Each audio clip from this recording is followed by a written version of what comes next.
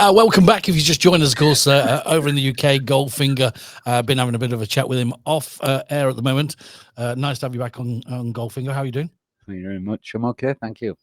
Good. All right. We're talking about today the comparison between sort of the UK and Thailand. One of the things we were talking about in the break that is a lot of in the news at the moment is, and I love your opinion on this, is that it's a lot of people in Thailand are coming over on a holiday. They've all got these, these licenses to get on a scooter and drive around where they live, 50cc things, but they're hopping on 1000cc motorbikes, don't know how to drive them, and end up killing somebody. And then suddenly there's no insurance, there's no nothing, and the families get zero. Is this right? Is it wrong? And what's your opinion?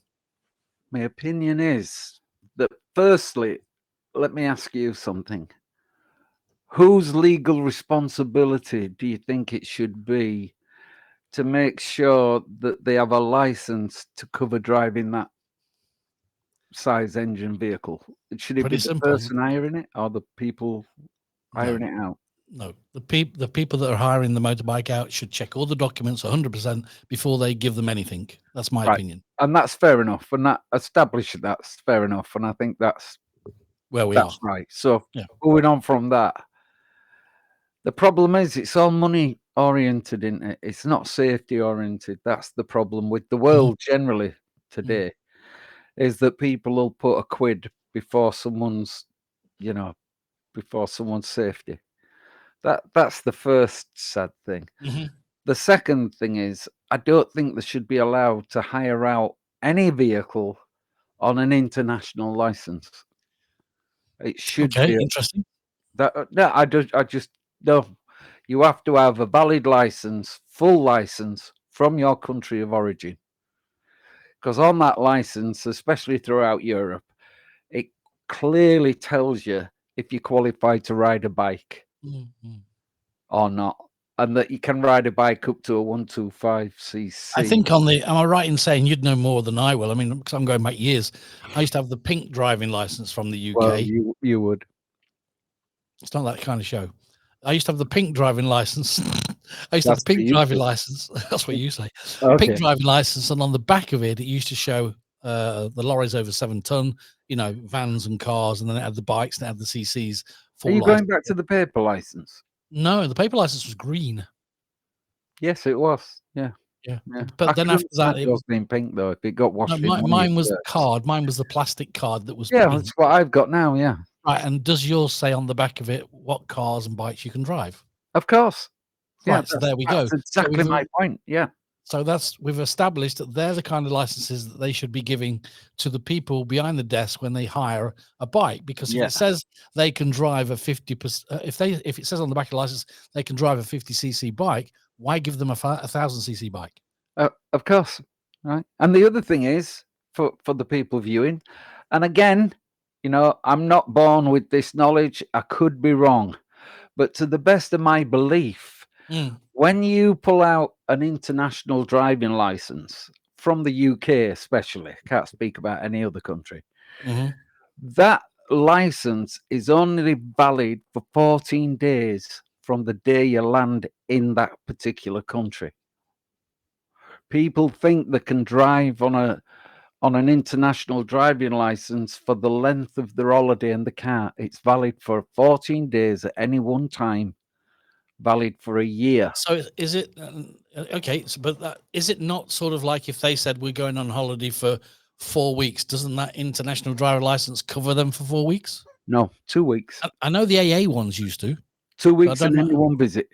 Right. Okay, that's interesting. Yeah, that's interesting. And that's the rule in Thailand, and the police are fully and very aware of it too. Let me tell you. Okay, so if you are aware of that and you're in Thailand and that's a different thing on that, drop us a line. We'd like to know about that. Like we say, this is only to the best of our knowledge, and we might have missed something along the way. There might be something that changed over the years. Well, let me tell you where that little gem of knowledge comes from. Welcome back. I pulled on a motorbike in Thailand with an international license, and the police officer stood in perfect English and explained what I've just told you, which prompted me to go and check out whether he were right or not. And he were right. it said your international license only covers you to drive for 14 days from the day you land. After 14 days, you ain't got no license. You're driving illegally. Okay, so there you go. That's what we think on the show. We think there's 14 days from when you land in Thailand. The international driver license covers that. Yeah. If you know different, please drop us a line, explain to us why, and send us a link, and we'll look into that. Yeah. But you know, that's an interesting one. But going back to the original question that we're on about, you know, it should be down to the people that rent the bikes out to look on the back of their normal license, and it should tell you on that normal license what they're allowed to drive. Correct? Yeah, I agree. Yeah, completely and absolutely. You can't give a guy who's on an L plate, who's learning on a 50cc bike, 1000cc Kawasaki. Yeah, but I really, in my opinion, for what it's worth, I don't think anybody should get off the hook. I think you should make the company that hires out the vehicle responsible, but also the person that hires the vehicle responsible. So it's a double bubble. I think they should both. They should both have the axe, you know, hanging over the head, and they're both at fault, especially if someone's injured or killed. I mean, there shouldn't be any excuse for taking a copy of their license and seeing what they can drive, and there shouldn't be any excuse for them turning around if they've killed somebody outside on a motorbike and wrote the bike off, going, "We've got no insurance." You know, because at the end of the day, that's how they get out of it. Not just here, all over the world. If an insurance company can get out of it, they will. You know, they will. I get what you're saying, and I agree with what you're saying. But you know, stepping back a little bit, you know, you go into the realms of some people not being able to speak very good English and not being able to read English at all. So it's very difficult to put that on companies to employ or train somebody to be able to read, because we're not talking about English, we're talking about French, German, Dutch. But with today's with today's technology, good point. With today's technology, you can press a button on your phone and read things straight away. It's automatic. Good point. And you're absolutely right. And also, even the earbuds, you know, we know about the earbuds. When you put one earbud in and you put another earbud in, talking any language, and it tells you exactly in your language what we're talking about. Or Google Translate. Just take the camera over the top of it and it tells you instantly what it's saying. Everybody knows that. Well, there you go. You know? So, I mean, no excuses for BKK One or some other such Thai company to, you know, save some lives by putting this forward in a very professional and reasonable way to the powers that be in Thailand, especially as a foreigner. It's but you know, when all is said and done, there'll be more said than done.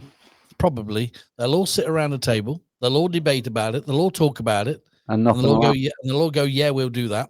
Then they'll walk out the door, not just in Thailand, all over the world. They just walk out the door, and if somebody throws $50 down, $20 down, or whatever to rent a motorbike, they go, "Thank you very much, there's a bike."